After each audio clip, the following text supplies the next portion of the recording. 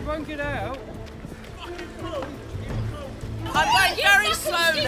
I can't get out. You can't get out anyway. It's Time closed. I need to Don't get be out. so stupid. I'm gonna kill someone if you I went very slowly. So many berries everywhere. Oh my God, we're not wrecking it!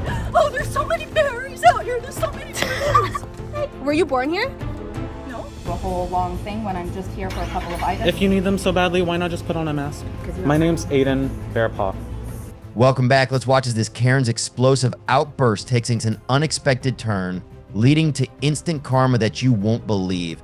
The fallout from her rude behavior is both shocking and satisfying, and don't miss this jaw-dropping moment. In this first case, buckle up as we explore the tragic story of Karen Carr, a missing car, and the ensuing chaos of a marathon.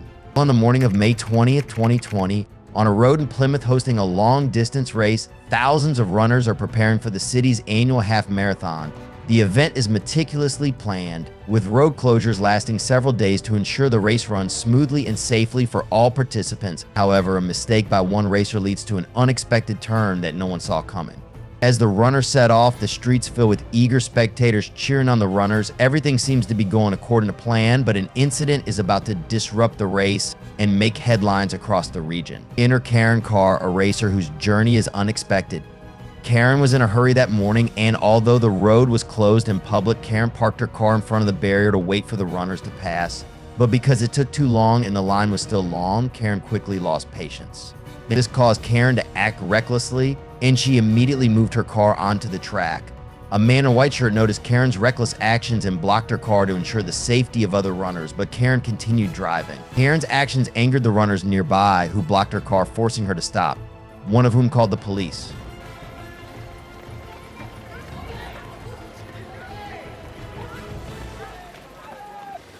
You won't get out.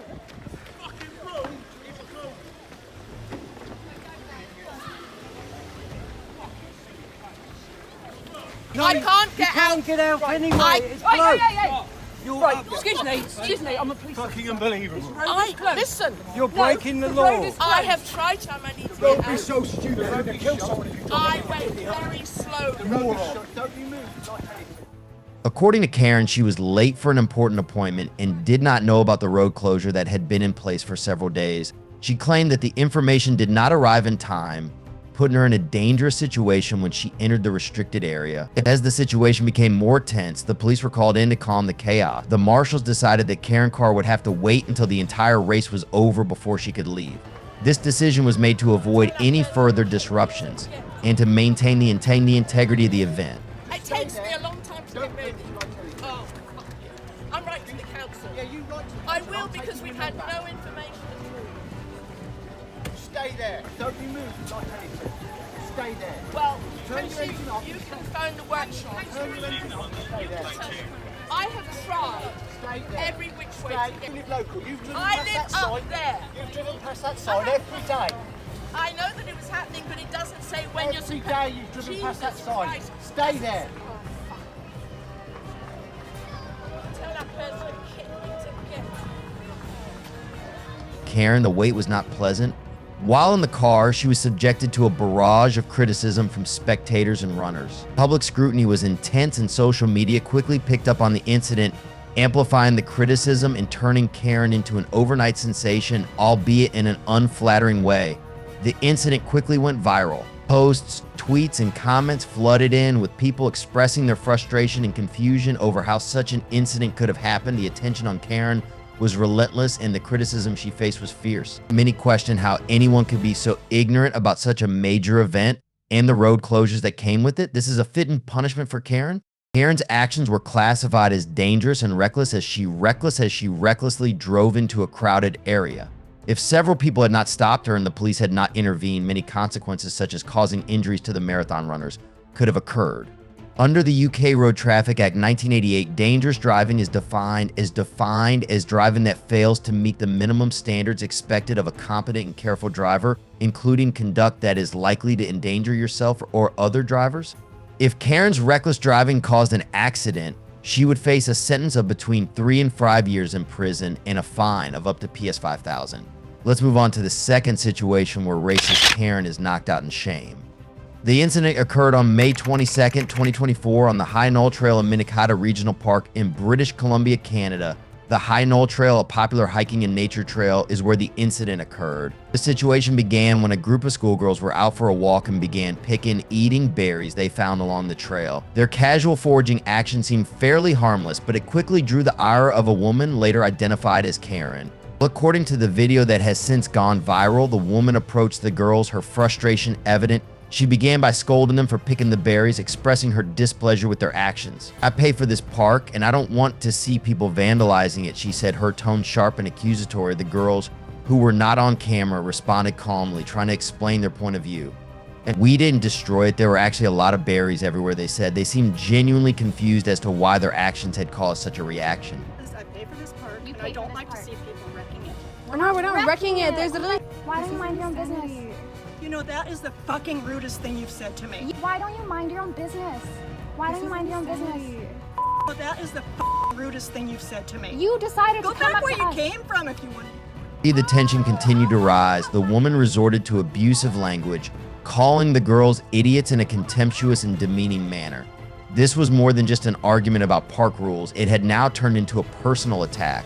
The situation became complicated when the woman, seemingly frustrated by the girl's reaction, made a racist remark. As she walked away from the confrontation, she turned around and said, "You know, that was the rudest thing you've ever said to me," her voice filled with indignation. Karen's use of a racist slur was both shocking and offensive. She continued to scold the girls, telling them, "Go back to where you came from. If you want to use that kind of language," this comment added a disturbing layer of racism to an already tense exchange. The girls, perhaps taken aback by the woman's racist comment, responded by pointing out that they were born in Canada.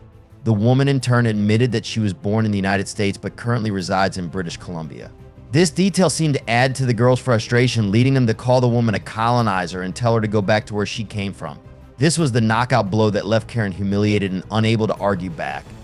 Are you First Nations? No, I'm not. Okay. Yeah. Don't call me a colonizer. You're a colonizer. Oh, so but we are Canadian too. I was born here. I was born here too. Okay. Were you born here? No. Okay, Oh. so this is actually like I was born here and you're not even born My here, and you're grandparents telling me to Doesn't go back matter, to you're wherever. telling us- Were your grandparents born here? No. Look, she's smiling. She wants. Getting a reaction out of you too, aren't I? Oh my god, I'm so sorry. According to the Canadian Criminal Code, verbal harassment can be prosecuted under Section 264 of the Criminal Harassment Act. Section 264.1 of the Canadian Criminal Code deals with uttering threats, which is an offense for anyone who uses words to threaten or cause fear to another person. And this includes serious threats or threats that cause the person being threatened to feel fear or anxiety. It applies to threats or words that cause fear. Karen's actions could lead to a number of legal charges. Hopefully with this lesson, Karen will stop her racist behavior. In this final story, we delve into a specific and dramatic case that took place at a local store, raising questions about rights, regulations, and customer service. The story includes a confrontation over a mask mandate, a 911 call, and a deep dive into legal and social perspectives. On October 9th, 2020, a cozy little shop called Bones and Scones in California. The drama begins when a customer, whom we will call mask customer Karen, visits Bones and Scones. She is met with a policy requiring all customers to wear masks. The store employee, in compliance with this policy, politely asked her to put on a mask before entering. This request set off a chain of events that led to a dramatic 911 call. During this confrontation, the customer expressed that she was unable to wear a mask for medical reasons. She claimed that wearing a mask would cause a panic attack or anxiety attack, a situation she was clearly trying to avoid. The store employee, on the other hand, was simply following the store policy, which was designed to ensure the safety of both customers and employees. Technically discriminating. I mean, I'm if not that's how here you to do want to. that. No, I'm just saying. I I'm can not- provide I you don't want- reasonable I accommodation. won't wear a mask because I can't. I'll have a panic attack. I will freak out. I will have an anxiety attack. I know what I want. I'm here at the end with the understanding no one's in the store. You can either accommodate Vista Chino, B as in boy, 3, and they close in 6 minutes from now as well, and I'm just here to buy a couple of items. So I don't know if this is going to turn into a whole long thing when I'm just here for a couple of items. If you need. During the call, she repeatedly asserted that she had a religious exemption and a God-given right to breathe freely, and that the mask mandate was not a legally binding law but an emergency measure. She mentioned several names and organizations, indicating that she was fully informed of her rights and prepared to take legal action if necessary. The dispatcher assigned to handle the call listened carefully but remained calm and professional. She explained that she could not influence the store's decision and advised the customer to wait outside until an employee could arrive. The dispatcher also clarified that she had no control over the store's closing time and that the issue would have to be resolved by the employee who arrived. If you don't want to wear a mask, then fine. So would you like me to call 911? I really would not like you to. Okay, I would like to not also. So there is get no one in the store. There is no one in the store. There's me in the store. So I don't know if this is going to turn into a whole long thing when I'm just here for a couple of items. If you need them so badly, why not just put on a mask? It's so because easy. I won't wear a mask. Okay, that's your decision. Okay, yes. Ma'am, okay. Just try not to argue. I'm sorry. I'm gonna put No, a call in I'll for follow you, your okay? lead. Yes, thank you. Thank you so much. And can I get your name? Citywide. Right, but it's also not a law. So I could actually, so you're one of the first people that I've called 911 who actually doesn't seem to understand Peggy Hall. And those are names that you might not be familiar with, but I am, and I know that everyone who calls in order to have their rights be supported. As the customer waited outside, tensions continued to rise. The store was approaching closing time, and the employee reiterated that they could not make exceptions to the policy. The customer insisted that she be allowed in, arguing that the store had to accommodate her request regardless of their existing rules. From the store employee's perspective, the situation was simple. They were required to enforce store policy for the safety of all customers, especially when the store had older customers who may be more vulnerable. The policy was not just about following the rules, but also about maintaining a safe environment for everyone. Throughout the encounter, the customer recorded her interactions, presumably to document her story. She expressed frustration at what she perceived as a disregard for her rights and even mentioned that she might pursue legal action leveraging her understanding of rights and regulations. Eventually, a police officer arrived at the store. The role of the police officer is to mediate the situation and ensure that both the customer's rights and the store's rights are respected. The officer asked the customer to stay away from the store, explaining that while they would listen to her concerns, they did not have the authority to dictate store policies or enforce entry if the store decided to close. There's also not one person in the store. They're about to close. You know, stores are actually accommodating people. Do they have a sign posted that is saying that they're... So, Officer, could you ask her to step away from the door? She's 𝒉𝒂𝒏𝒄𝒏? making me feel Could you kind of just tell me unsafe your with last her. name again? You know, Right, it's 'cause there are a no county. elderly customers It here. really doesn't matter. Yeah, okay. So, Officer, could you ask her to 𝒉𝒂𝒏𝒄𝒏? step away from the door? She's 𝒉𝒂𝒏𝒄𝒏? making me feel Could you kind just of tell me unsafe with your her. last name again? 𝒉𝒂𝒏? Yeah. Okay, 𝒉𝒂𝒏𝒄𝒏. Thank you so much. Yeah, take care. Yeah, God bless thank you. you. You too. Yeah, you're such a wonderful human being. You are too.